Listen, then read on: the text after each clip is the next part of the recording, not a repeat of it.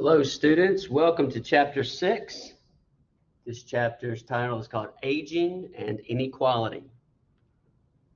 Some of the objectives we're going to be discussing today, we're going to take a look at some common aging terms. We will discuss what's known as the graying of America.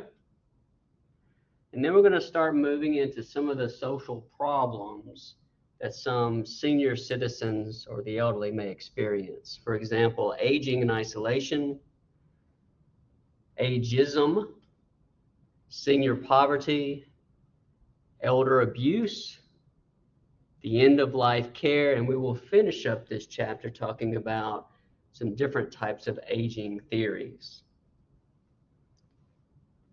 So first off, let's talk about some various terms. Life expectancy.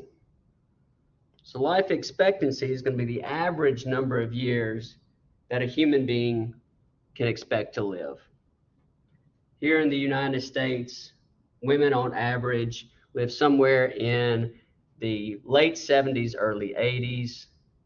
When it comes to men here in the United States, on average, they live to be in the early 70s to mid 70s. That's different than what's known as the lifespan. Lifespan is the total number of years that a human can possibly live, which is 120 years. Now, most people don't make it to 120 years, but there have been people that have lived that long. So that's the difference between a life expectancy and lifespan. Gerontology, this is a social science that specifically studies the aging population. Studies the aging population from a social perspective, from a psychological perspective, from a biological perspective, from a cognitive perspective, all the different areas that affect senior citizens on social, psychological, and biological levels. This is called gerontology. Gerontocracy. Gerontocracy is the hierarchical ranking where senior citizens or elders within the community have a lot of respect and a lot of reverence. This is very typical in pre-industrial societies, rural farming communities, and also in patriarchal societies, male-dominated societies, where the elders are lifted up. They're considered heads of the families, highly respected, a lot of reverence, and a lot of respect. And as we kind of move into more of an industrialized society, a post-industrialized society, then unfortunately there's kind of a shift to where individual citizens, their status goes up based on their productivity and how much money that they make. And senior citizens, sometimes within these types of societies, their status can actually start to go down. So let's take a look at the various stages of growing older. The first one is called the young old. These are going to be individuals that are 65 to 74. Most people in this age range are high functioning. A lot of them are working, they're living at home, and a lot of them are married. So most of them are living very independently. They're in good health physically and cognitively. If we're looking at the old, this is going to be individuals who are 75 to 84, most likely to be retired, and they may be struggling with certain types of ailments. Could be some cognitive difficulties, could be more physical difficulties like arthritis. Arthritis is the number one chronic ailment that senior citizens can struggle with, and it can be very painful. So they may need a little bit of assistance from extended family members to help them out. And lastly, we move into what's known as the oldest old. These are going to be individuals that are 85 and older. This is actually the fastest growing age population. They also tend to be the most vulnerable, struggling physically and cognitively. A lot of individuals at this age here, there's a good chance that they're widowed or their husbands or wives have passed away and they need some sort of assistance at this level or at this age.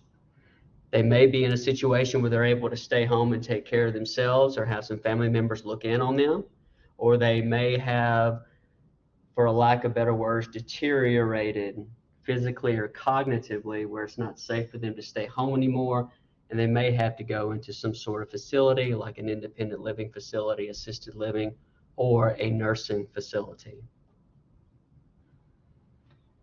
American citizens are living longer. It's referred to, we call it the graying of America. But we're also seeing this around the world in virtually all industrialized, wealthy nations. People are living longer these days. So in 1776, half of the entire population in the US was under the age of 16 years old. Half the population were minors. A lot of young people. The life expectancy during this time was only around 35 years old. A lot of people died young.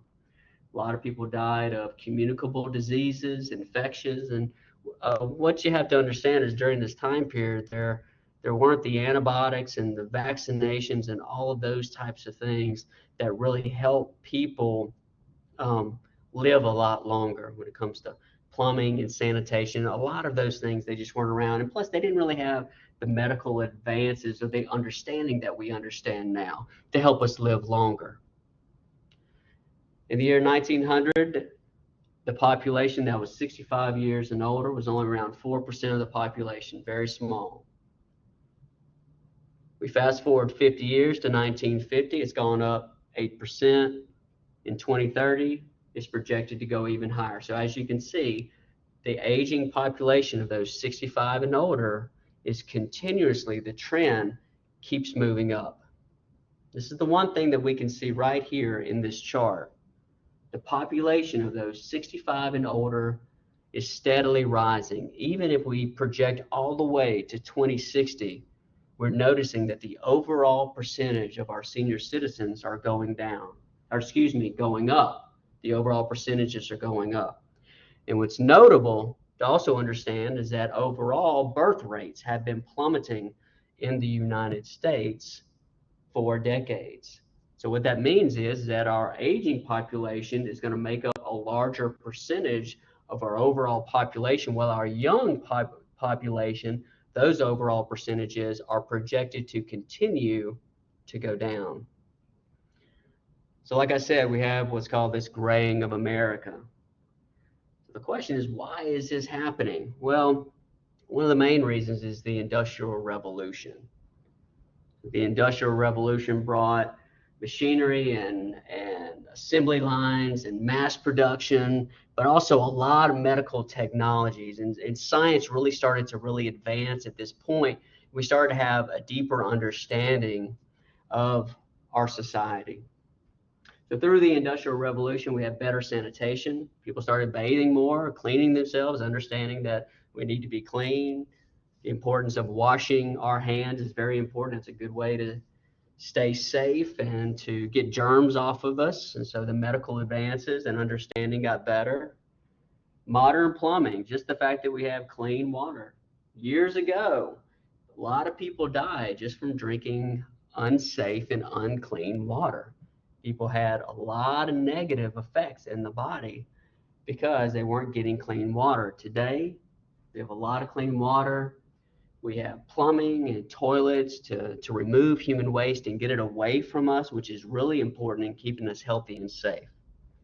And like I mentioned earlier, we have medical advances, vaccinations from the moment that we're born throughout a lot of our childhood that have helped us to kind of push away a lot of those childhood illnesses that unfortunately did kill a lot of young children many, many years ago. So we have vaccinations, antibiotics. We understand about sterilizing medical equipment before they're being used, whether we're having surgery or getting our teeth cleaned. So collectively, all these things together are helping us live longer. So let's take a look at some of the social problems that sometimes the elderly may experience. The first one is a sad one. This is social isolation. And the reason this is sad is because human beings are not meant to be isolated. A lot of bad things can happen whenever we start to become isolated. So social isolation, and unfortunately, the older that we get, especially if we live for a really long time, sometimes our social networks will start to diminish. Family members may pass away. Some of our closest friends may pass away. We may outlive our spouse, so they pass away. Our children are grown, they're out of the house. Maybe we're retired at this point, and so we're not getting that socialization at work. We're not able to go work, especially if we have a career that we love, and we have that interaction. It gives us energy, it fuels us, especially if you're doing a career that you love. It may get to a point where there's an inability to drive. Maybe you have arthritis, maybe you have glaucoma, you're not able to see very well, and so you're pretty much homebound at this point. You may have other health complications. So that unfortunately puts a lot of senior citizens in a situation where they're home alone for most of the day, and they may not get a lot of social interaction. And this can cause some problems. It can cause depression, anxiety. One thing that's not mentioned on this slide, which is quite common among males, is substance abuse. The abuse of alcohol in order to deal with loneliness. But alcohol is a depressant, and it only makes the situation worse. Another condition, unfortunately, is also suicide. Suicide rates do tend to rise as people get much older, especially among men.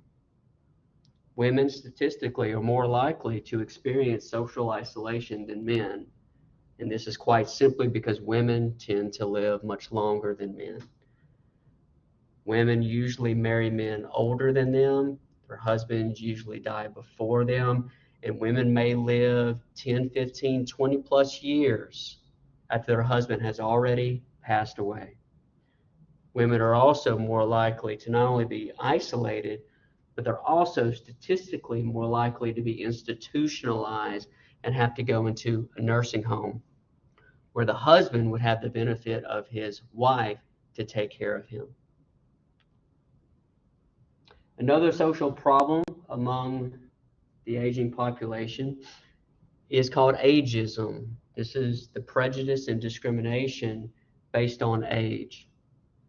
And this is much more common in industrialized, democratic, wealthier nations, where a lot of people's status has to do, again, like I mentioned earlier, with how much money that they make, how productive that they are. And so the perception of senior citizens within society can unfortunately turn negative, which is ageism.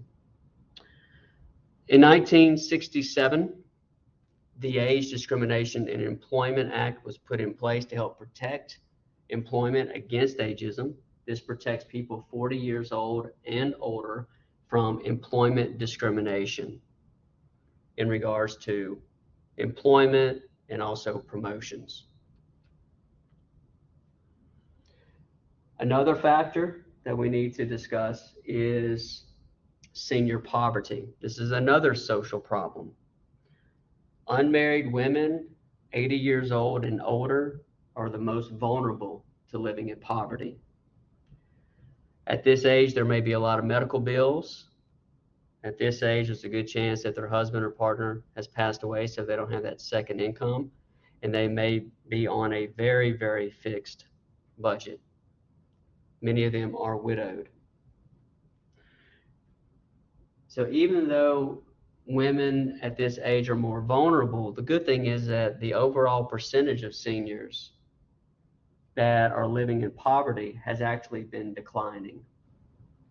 And it started to decline due to, in the 1930s, we have Franklin Delano Roosevelt, who, through the New Deal, created Social Security, which is the first old age pension. A supplemental type of income that you pay half this insurance, your employer pays the other half this insurance, and around the age of 65, senior citizens can get Social Security to help pay for some of their bills, their mortgage, and food, utility bills, things like that. So that's helped bring overall senior poverty down. 30 years later, in the 1960s, we have President Lyndon B. Johnson and his war on poverty, which created Medicare. This is public health insurance for those 65 and older. So this helps out to help take care of some of those medical bills. So through the success of Social Security and also Medicare, it has had a direct effect on driving down the overall percentage of seniors living in poverty. Another social problem that seniors may experience is called elder abuse. A few examples here. We have physical abuse, emotional, psychological, and financial abuse. Now, anybody can experience these, whether you are a child, a teenager, a middle-aged individual, a spouse, or even senior citizens. But for this chapter's purpose, we're going to be taking a look at these different forms of abuse, specifically towards senior citizens.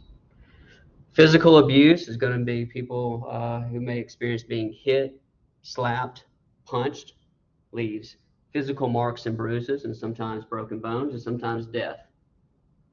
We have emotional abuse. This is whenever somebody's being attacked emotionally. Their feelings may be attacked. They may be called names or demeaned. And so it affects the way they feel about themselves. You also have psychological abuse, which is more of an attack of perception, the way you perceive things. There's an issue among battered wife syndrome, where they actually will be psychologically and emotionally, physically abused so much that they actually start to blame themselves. They actually start to take ownership of the abuse. Say, well, if I would have done a better job, if I wouldn't have said this, if I wouldn't have gotten on their nerves, then this wouldn't have happened. They're being psychologically abused because it's changing their perception. Gaslighting is another example of psychological abuse. And this is whenever the abuser convinces the abused that they are the ones who is insane. They're the ones who have the problem. They're the ones to blame.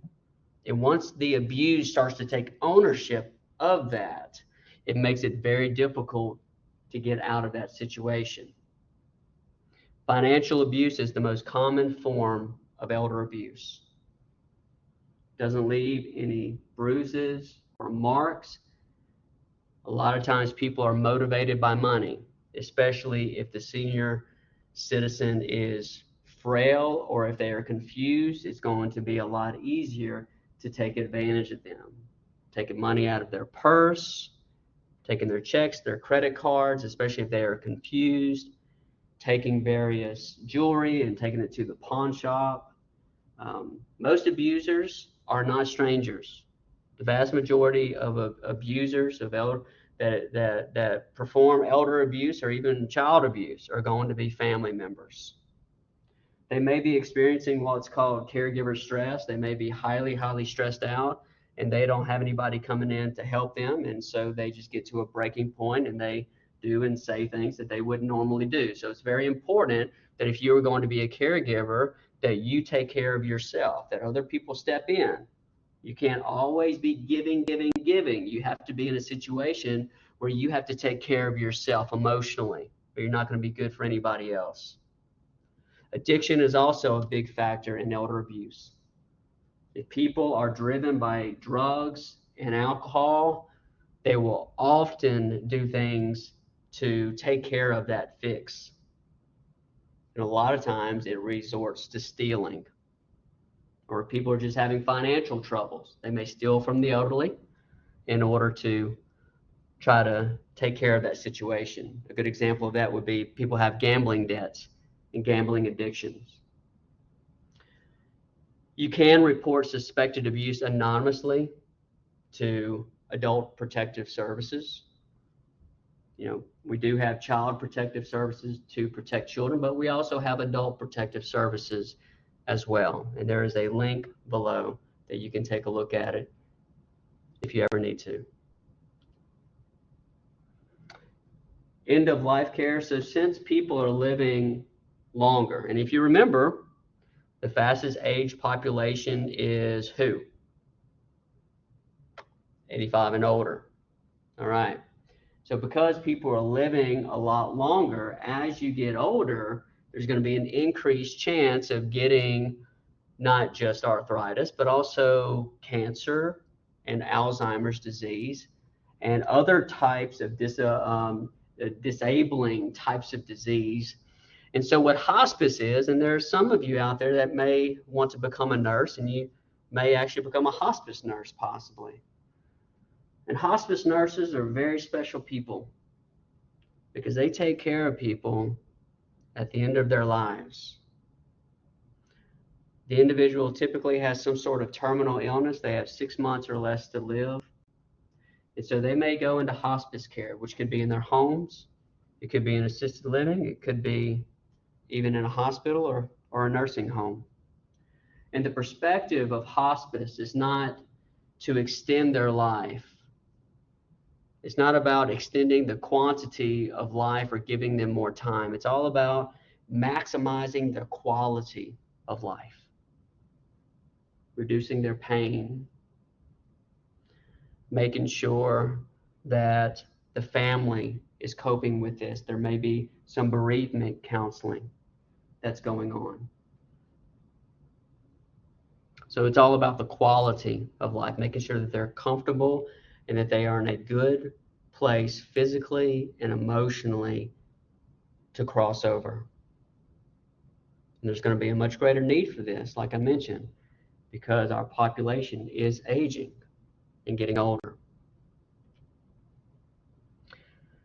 So because we have people living so much longer, the one trend that we're starting to notice is that more and more states are taking on and they are voting into law which are known as death with dignity laws. And death with dignity laws, these are laws that allow physician-assisted suicide. And this is where the patient has some sort of terminal illness. They usually have 6 months or less to live. They may be in a lot of pain. They have a very, very low quality of life. And so they are able to take some sort of drink or concoction or some sort of pill to allow them to peacefully pass away. This is not something that other family members can determine for the patient. So the patient has to be cognizantly aware. They have to be aware of what they are deciding to do. It cannot be made for them. This can be culturally controversial, especially down here in the South. Religiously controversial, especially among people who are religiously conservative. But more and more states are legalizing these death with dignity laws. The very first state to allow death with dignity laws was Oregon back in the 1990s. And each year, more and more states are starting to allow this. And if you take a look at this slide here, the majority of these states are up north. And that's a common trend here in the United States, that things start to change up north. And it's slowly, as the years and decades go by, the trend starts to move south. And most likely, that is what's going to happen. We'll just have to wait and see.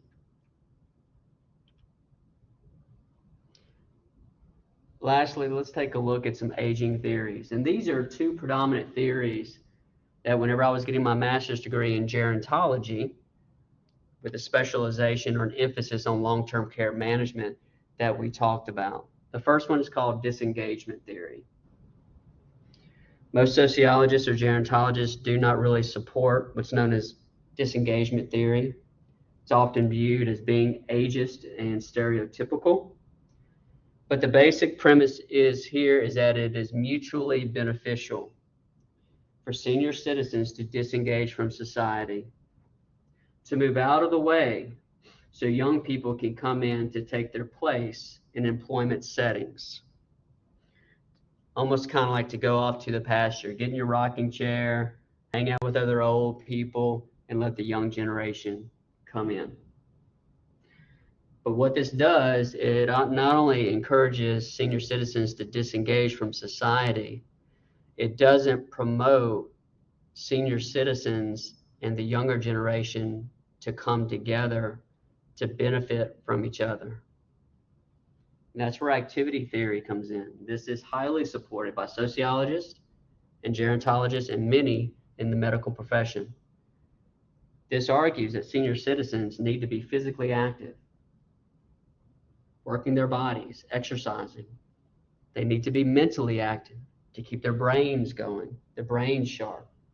Some senior citizens may decide to work longer just to keep their brains sharp, doing puzzles, reading. And there is some evidence that shows that seniors that are educated and they're physically active and mentally active, it can actually reduce Alzheimer's disease. And also really important, which goes contrary to disengagement theory, is to be socially active. We are social creatures. We are meant to be around each other. We are not meant to be isolated, to be socially active, to be part of society. That their wisdom and their experience is important, and it's important to pass down to the next generation. And the next generation does have a lot to learn from people who've already been there and they've done that. To listen to our parents and our grandparents, to their stories, to their experiences, to pass down that experience to us so we can make better decisions as we get older. It advocates integrating people of all different ages in society to come together. It promotes physical well-being, emotional well-being, allows senior citizens to live longer as well by being engaged in society. So the final thought for this chapter is that sociology attempts to understand the aging population by analyzing demographic trends or population trends, elder poverty, ageism, and the effectiveness of social programs like Social Security, like Medicare, used to support vulnerable senior citizens while promoting active lifestyles and community involvement together among the young and the old.